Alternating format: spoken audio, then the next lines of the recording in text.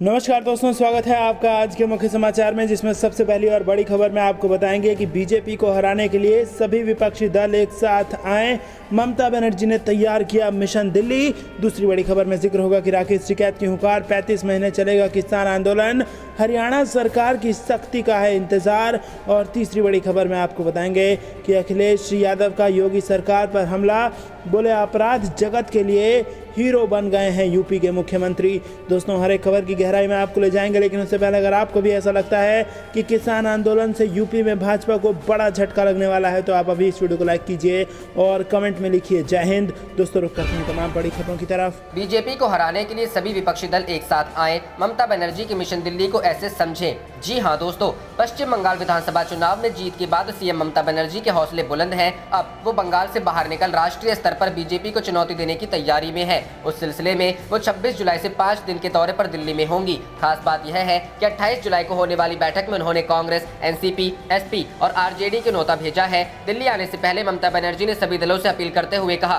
कि बीजेपी को हराने के लिए एक होना पड़ेगा। सभी विपक्षी दलों को अपने मतभेदों को भुलाना होगा, लेकिन अहम सवाल यह है कि क्या वो बीजेपी के खिलाफ विकल्प तैयार कर सकेंगी। दरअसल यह ऐसा सवाल है जिसका जवाब देने की कोशिश की गई, लेकिन नतीजा कभी कामयाब नहीं रहा। केंद्र की सत्ता में काबिज दल को हटाने के लिए कवायद तो शुरू होती है, लेकिन पीएम कौन होगा यह विषय जटिल रहा है। इस समय देश की सत्ता पर बीजेपी की अगुवाई में एनडीए काबिज है। अगर बात 2024 की करें तो एनडीए लगातार जो टर्म पूरा कर रही होगी। अब सवाल यह है कि क्या एनडीए 2024 में सत्ता में आकर एक अलग तरह का कीर्तिमान बनाएगी या विपक्षी मोर्चा बीजेपी को हटाने में कामयाब हो सकेगा। इस सवाल के जवाब में जानकार कहते हैं कि इसमें शक नहीं है कि अब गैर बीजेपी दलों को लगता है कि जनता के सामने मजबूत विकल्प पेश करना ही पड़ेगा, लेकिन सवाल वही मौजूद रहता है कि गठबंधन का चेहरा कौन होगा। जानकार बताते हैं कि बंगाल में जीत के बाद ममता बनर्जी का हौसला बढ़ा है। एक धड़ा यह मानता है कि वो नरेंद्र मोदी को चुनौती दे सकती है, लेकिन क्या कांग्रेस को यह कबूल होगा कि वो ममता बनर्जी को अपना नेता चुनाव से पहले मानेंगी। इसका जवाब ना में है। हाँ, एक तस्वीर यह बन सकती है कि 2024 में त्रिशंकु सरकार बने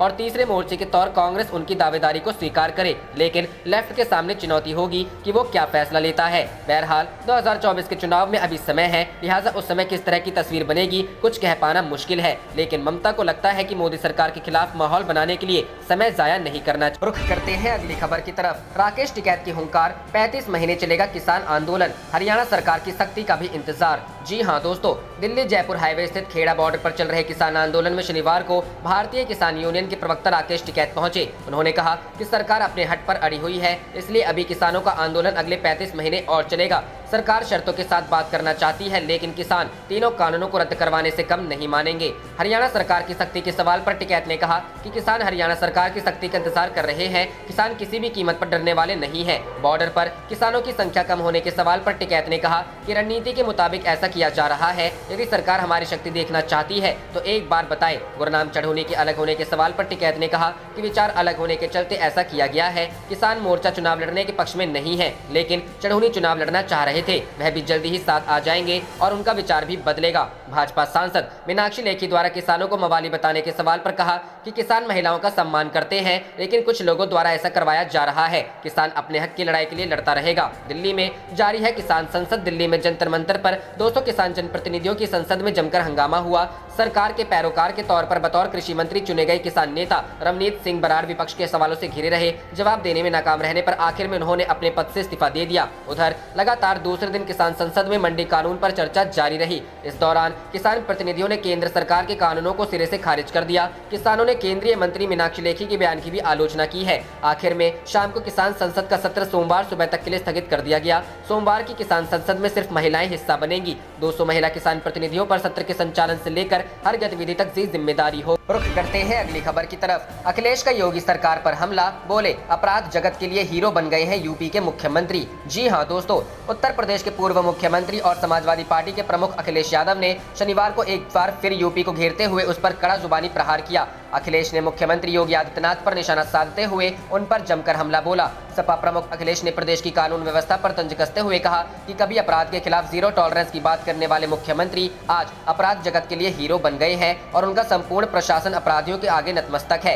यादव ने शनिवार को कहा कि उत्तर प्रदेश पूरी तरह जंगल राज में बदल गया है, जहां अपराधी बेलगाम हैं और बहन बेटियां हैवानियत की शिकार हैं। कोई दिन ऐसा नहीं जाता जब लूट, अपहरण, हत्या और बलात्कार की घटना नहीं घटती हो। उत्तर प्रदेश में आज जो हालात है उससे समाज का हर व्यक्ति भयभीत है। बदले की भावना से विपक्ष पर उत्पीड़न कर कार्रवाई आम बात है। उन्होंने कहा कि अब तो अभिव्यक्ति की आजादी पर भी यहाँ प्रतिबंध लग गया है। मीडिया की आवाज आईटी और ईडी के द्वारा दबाई जा रही है। राज्य सरकार और भाजपा के खिलाफ टिप्पणी करना भी अपराध हो गया है। राजद्रोह के मुकदमे तो किसी पर भी लगा दिए जाते हैं। जनता त्रस्त है और अब वह बस सन 2022 के विधानसभा चुनाव का इंतजार कर रही है। भाजपा मुक्त उत्तर प्रदेश बनाने का जनता का इरादा तभी सफल होगा। रुख करते हैं अगली खबर की तरफ। झारखंड की हेमंत सरकार के खिलाफ साजिश करते 3 गिरफ्तार, भारी मात्रा में पैसा बरामद। जी हां दोस्तों, झारखंड की हेमंत सोरेन सरकार के खिलाफ साजिश रचे जाने को लेकर रांची के बड़े होटलों से 2 लोगों को गिरफ्तार किया गया है। जानकारी के अनुसार स्पेशल ब्रांच की टीम की छापेमारी में गिरफ्तार लोगों के खिलाफ प्राथमिकी दर्ज हुई है। कोतवाली थाना में अभिषेक दुबे, अमित सिंह और निवारण प्रसाद महतो के खिलाफ पुलिस ने केस दर्ज किया है। इन पर आईपीसी की धारा 419, 420, 124A, 120B, 34 और पीआर एक्ट की धारा 171 के साथ पीसी एक्ट की धारा 8-9 के तहत केस दर्ज किया गया है। सूत्रों से मिली जानकारी के मुताबिक झारखंड की मौजूदा सरकार के खिलाफ कुछ लोग साजिश रच रहे थे। इसी सूचना पर पुलिस टीम ने कुछ बड़े होटलों में छापेमारी कर 3 लोगों को डिटेन किया है। गिरफ्तार लोगों के पास से पुलिस ने भारी मात्रा में पैसा भी बरामद किया है। गुप्त सूचना के आधार पर सादे लिबास में पुलिस ने राजधानी के होटलों में छापेमारी की। छापेमारी करने वाले पुलिसकर्मी के विशेष तौर पर प्रशिक्षित किया गया था। गिरफ्तार लोगों ने विधायकों की खरीद फरोख्त में शामिल होने की बात स्वीकार की है। पुलिस ने मौके से कई कागजात व सीसीटीवी फुटेज में जब्त किए हैं। रुख करते हैं अगली खबर की तरफ। ऑक्सीजन की कमी से मौत, कांग्रेस शासित छत्तीसगढ़ ने ऐसी मृत्यु पर ऑडिट के दिए आदेश, कहा झूठ बोल रही मोदी सरकार। जी हां दोस्तों, पिछले दिनों राज्यसभा में केंद्र सरकार ने कहा था कि कोरोना महामारी के दौरान देश भर में किसी भी व्यक्ति की मौत ऑक्सीजन की कमी से नहीं हुई है। केंद्र सरकार के इस दावे को झूठा बताते हुए छत्तीसगढ़ की कांग्रेस सरकार ने राज्य भर में कोरोना से हुई मौतों के ऑडिट करने के आदेश दिए हैं, ताकि यह पता किया जा सके कि कितने लोगों की मौत ऑक्सीजन की कमी की वजह से हुई है। छत्तीसगढ़ के स्वास्थ्य मंत्री टीएस सिंहदेव ने कहा कि केंद्र सरकार ने उनसे कभी ऑक्सीजन की कमी के कारण होने वाली मौतों का आंकड़ा नहीं पूछा। स्वास्थ्य मंत्री ने कहा कि केंद्र सरकार ने छत्तीसगढ़ से सिर्फ प्रतिदिन होने वाली मौतों और दूसरे अन्य आंकड़ों को बताने के लिए कहा। उन्होंने कहा कि केंद्र सरकार जानबूझकर इस मामले में झूठ बोल रही है। समाचार चैनल एनडीटीवी से बातचीत के दौरान स्वास्थ्य मंत्री टीएस सिंहदेव ने कहा कि छत्तीसगढ़ सरकार के पास भी अब तक ऑक्सीजन की कमी के कारण होने वाली मौतों का कोई रिकॉर्ड नहीं है, लेकिन हम इसके आंकड़े को ठीक करने का प्रयास कर रहे हैं। साथ ही उन्होंने कहा कि हम पहले से ही कोरोना से हुई मौतों का ऑडिट कर रहे हैं। हम इस मामले में सब कुछ पारदर्शी रखना चाहते हैं और कुछ भी छिपाना नहीं चाहते हैं। टीएस सिंहदेव ने कहा कि स्वास्थ्य विभाग ने कोरोना से हुई मौतों को लेकर एक ऑडिट शुरू भी कर दिया है। स्वास्थ्य मंत्री ने एनजीओ, सामाजिक संस्थाओं और राज्य की जनता से अपील की है कि अगर किसी के पास कोरोना महामारी के दौरान ऑक्सीजन की कमी से हुई मौतों की जानकारी है तो उसे स्वास्थ्य विभाग के साझा करे। हालांकि स्वास्थ्य मंत्री ने यह भी दावा किया है कि उनके राज्य में ऑक्सीजन सरप्लस था। राज्य की ऑक्सीजन उत्पादन क्षमता 388.87 मीट्रिक टन था और अधिकतम खपत 180 मीट्रिक टन। रुख करते हैं अगली खबर की तरफ। 2024 में मोदी के खिलाफ विपक्ष का चेहरा होंगी ममता, दीदी ने दिए संकेत, पर क्या कांग्रेस को होगा कबूल? जी हां दोस्तों, पश्चिम बंगाल में हाल ही में हुए विधानसभा चुनाव में अपनी पार्टी की शानदार जीत से उत्साहित तृणमूल कांग्रेस की प्रमुख और मुख्यमंत्री ममता बनर्जी ने 2024 के लोकसभा चुनावों में नरेंद्र मोदी सरकार को सत्ता से बेदखल करने के लिए विपक्षी एकता का आह्वान किया है। तृणमूल प्रमुख ममता, जो अपने करियर के सबसे कठिन चुनावों में से एक को जीतने के बाद सबसे मजबूत विपक्षी चेहरे के रूप में उभरी है, जाहिर तौर पर राष्ट्रीय राजनीति में एक बड़ी भूमिका निभाने की कोशिश करती नजर आ रही है। इस सप्ताह की शुरुआत में पार्टी की शहीद दिवस रैली में उन्होंने अपना वार्षिक संबोधन हिंदी, अंग्रेजी और बांग्ला में दिया था। इस दौरान बनर्जी ने विपक्षी नेताओं से मोदी सरकार को सत्ता से बेदखल करने के वास्ते एकजुट होने और गठबंधन के गठन की दिशा में काम शुरू करने के लिए कहा था। तृणमूल कांग्रेस के राज्य महासचिव कुणाल घोष ने कहा, कोई भी इस बात से इनकार नहीं कर सकता कि ममता बनर्जी विपक्षी राजनीति के केंद्र के रूप में उभरी है। यदि आप उनके भाषण को देखते हैं तो आपको पता चलेगा कि वह भाजपा विरोधी वोटों को एकत्र करना चाहती है और भाजपा के खिलाफ लोगों का गठबंधन बनाना चाहती है। तृणमूल कांग्रेस के एक वरिष्ठ नेता ने नाम न छापने की शर्त पर कहा कि बनर्जी ने 2014 और 2019 के अपने अनुभवों को देखते हुए विपक्षी एकता का आह्वान किया है, जब विपक्षी खेमे में नेतृत्व, एकता और समन्वय की कमी ने भाजपा को सत्ता में आने में मदद की थी। उन्होंने कहा, 2014 और 2019 के दौरान एक संयुक्त मोर्चा बनाने के प्रयास कारगर नहीं हुए, क्योंकि चुनाव से कुछ महीने पहले इसकी पहल की गई थी। इससे मतदाताओं में स्वीकृति की भावना पैदा नहीं हुई। इस बार हम चाहते हैं सभी मतभेदों को दूर करें और प्रक्रिया को समय से पहले रुख करते हैं अगली खबर की तरफ। यूपी चुनाव में ओवैसी की शर्त, अखिलेश मुस्लिम को बनाए डिप्टी सीएम तो हो सकता है एसपी एआईएम-आईएम का गठबंधन। जी हां दोस्तों, सांसद असदुद्दीन ओवैसी के नेतृत्व वाली AIM-IM ने शर्त रखी है कि अगर समाजवादी पार्टी यूपी में गैर भाजपा सरकार बनने पर भागीदारी मोर्चे के किसी वरिष्ठ मुस्लिम MLA को उप मुख्यमंत्री बनाने को तैयार हो तो उनकी पार्टी और मोर्चे का सपा से गठबंधन हो सकता है। पार्टी के प्रदेश अध्यक्ष शौकत अली ने हिंदुस्तान से बातचीत में कहा कि भागीदारी संकल्प मोर्चा समाजवादी पार्टी के साथ मिलकर चुनाव लड़ने को तैयार है, मगर इसमें शर्त यह रहेगी कि सरकार बनने पर उप मुख्यमंत्री मोर्चे के किसी वरिष्ठ मुस्लिम विधायक को बनाया जाए। पार्टी के राष्ट्रीय अध्यक्ष अगस्त की शुरुआत में एक बार फिर उत्तर प्रदेश में होंगे। विधानसभा चुनाव के मद्देनजर ओवैसी अभी कुछ ही दिन पहले मुरादाबाद व आसपास के इलाकों में पार्टी के कार्यकर्ताओं से मिले और संगठन को मजबूत करते हुए कार्यकर्ताओं को सक्रिय करने की रणनीति पर विचार किया था। अगस्त की शुरुआत के अपने इस दौरे में ओवैसी प्रयागराज, फतेहपुर, कौशाम्बी और आसपास के अन्य जिलों में कार्यकर्ताओं से मिलेंगे। इसके अलावा इसी दौरान वह बुद्धिजीवियों के अलग अलग समूहों से भी मिलेंगे। इसमें खास तौर पर मुस्लिम, दलित व पिछड़े वर्ग के वकील, अधिकारी, डॉक्टर, इंजीनियर व अन्य प्रोफेशनल भी शामिल होंगे। पार्टी के प्रदेश अध्यक्ष शौकत अली ने कहा कि यूपी में संगठनात्मक ढांचा खड़ा हो गया है। सभी 75 जिलों में जिला अध्यक्ष बना दिए गए हैं। जिला इकाइयां भी गठित हो चुकी है। पार्टी यूपी के इस बार की विधानसभा चुनाव में 100 सीटों पर अपने उम्मीदवार खड़े करने का ऐलान पहले ही कर चुकी है। बातचीत में शौकत अली ने कहा कि हम तो चाहते हैं कि इस बार यूपी में अगर भाजपा को रोकना है तो सपा बसपा के साथ हमारा भागीदारी संकल्प मोर्चा मिलकर लड़े। इससे मुसलमानों का 20% वोट बिखरने से बच जाएगा। मोर्चे के संयोजक ओम प्रकाश राजभर पहले ही कह चुके हैं कि अगर उनके मोर्चे की सरकार बनती है तो प्रदेश में हर साल नया मुख्यमंत्री होगा, यानी 5 साल के कार्यकाल में प्रदेश में 5 मुख्यमंत्री होंगे। एक अन्य प्रश्न के उत्तर में एक AIM-IM के प्रदेश अध्यक्ष ने कहा कि कांग्रेस के साथ उनकी पार्टी या मोर्चे का कोई गठबंधन नहीं होगा, क्योंकि कांग्रेस डूबता हुआ जहाज है। जो भी इस जहाज पर सवार होता है वह खुद भी डूब जाता है। रही बात आम आदमी पार्टी की, तो उसका यूपी में कोई जनाधार नहीं है। रुख करते हैं अगली खबर की तरफ। मनमोहन सिंह बोले, देश की अर्थव्यवस्था के लिए आगे की राह कठिन, प्राथमिकताएं दुरुस्त करे भारत। जी हाँ दोस्तों, देश में पेट्रोल डीजल के दाम अब तक के सबसे उच्चतम स्तर पर है। इसकी वजह से थोक महंगाई दर में भी वृद्धि हुई है। इसे लेकर विपक्ष सरकार पर हावी है। संसद में हंगामा काफी चल रहा है। वहीं आर्थिक मोर्चे पर भारत के पूर्व प्रधानमंत्री मनमोहन सिंह ने चिंता जताई है। उन्होंने शुक्रवार को कहा कि देश के लिए आगे की राह 1991 के आर्थिक संकट से भी ज्यादा चुनौतीपूर्ण है और देश को सभी भारतीयों के लिए सम्मानजनक जीवन सुनिश्चित करने के लिए अपनी प्राथमिकताओं को फिर से जांचना होगा। आगे कहा कि देश में अर्थव्यवस्था के लिहाज से काफी मुश्किल वक्त आने वाला है। मनमोहन सिंह 1991 के ऐतिहासिक बजट के 30 साल पूरा होने के मौके पर अपनी बात रख रहे थे। उन्होंने कोरोना महामारी के बाद पैदा हुए आर्थिक संकट पर चिंता व्यक्त की। उन्होंने कहा कि 1991 में 30 साल पहले कांग्रेस पार्टी ने भारत की अर्थव्यवस्था के महत्वपूर्ण सुधारों की शुरुआत की थी और देश की आर्थिक नीति के लिए एक नया मार्ग प्रशस्त किया था। पिछले 3 दशकों के दौरान विभिन्न सरकारों ने इस मार्ग का अनुसरण किया और देश की अर्थव्यवस्था 3000 अरब डॉलर की हो गई और यह दुनिया की सबसे बड़ी अर्थव्यवस्थाओं में से एक है। अपने बयान में मनमोहन सिंह ने कहा कि ये सबसे महत्वपूर्ण बात यह है, इन 30 सालों में करीब 30 करोड़ भारतीय नागरिक गरीबी को मात दे चुके हैं। लाखों करोड़ों नौकरियों के मौके बने हैं। सुधारों की प्रक्रिया आगे बढ़ने से स्वतंत्र उपक्रमों की भावना शुरू हुई, जिसका परिणाम यह है कि भारत में कई विश्व स्तरीय कंपनियां अस्तित्व में आई और भारत कई क्षेत्रों में वैश्विक ताकत बनकर उभरा।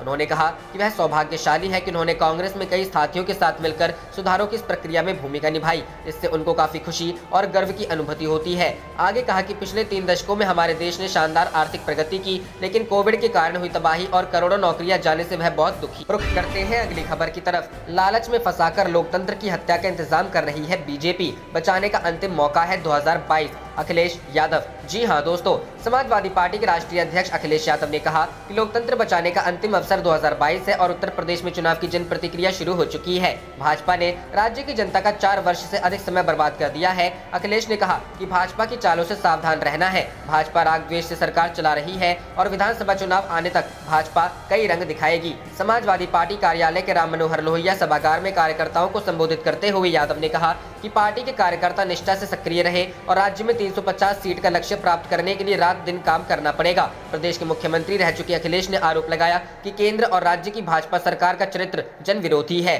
उन्होंने कहा, किसान बिल के द्वारा भाजपा किसानों का भविष्य खराब कर पूंजीपतियों को लाभ पहुंचाना चाहती है। काले कृषि कानून से खेत का मालिकाना अधिकार किसानों के हाथ से निकल जाएगा। भाजपा सुविधा के नाम पर असुविधा की व्यवस्था करती है। सरकार ने मंडी व्यवस्था की उपेक्षा की है। अन्नदाता को उसकी फसल का न्यूनतम समर्थन मूल्य नहीं मिला। किसानों की आय दूर दूर तक दोगुनी होने का कोई संभावना नहीं है। उन्होंने कहा कि भाजपा जनता को तात्कालिक लालच में फंसाकर लोकतंत्र की हत्या का इंतजाम कर रही है और आत्मनिर्भर भारत की सरकार में भाजपा के कुछ पूंजीपतियों की दौलत कई गुना बढ़ गई है और यह कौन सी अर्थव्यवस्था है जो देश को खोखला कर रही है। रुख करते हैं अगली खबर की तरफ। बंगाल में टीएमसी व कांग्रेस में गठबंधन की संभावना बढ़ी। सोनिया गांधी को आमंत्रित करेंगी ममता। जी हां दोस्तों, 21 जुलाई को तृणमूल कांग्रेस के शहीद दिवस पर पार्टी सुप्रीमो ममता बनर्जी के संदेश के बाद बंगाल में एक तरफ जहां टीएमसी व कांग्रेस में गठबंधन की संभावनाएं प्रबल हुई है, वहीं दूसरी तरफ सूबे में मौजूदा वाम मोर्चा तथा कांग्रेस के रिश्ते में दरार पड़ने की आशंका है। बताते चले कि वर्चुअल रैली में ममता बनर्जी ने आगामी लोकसभा चुनाव में भाजपा को हराने के मकसद से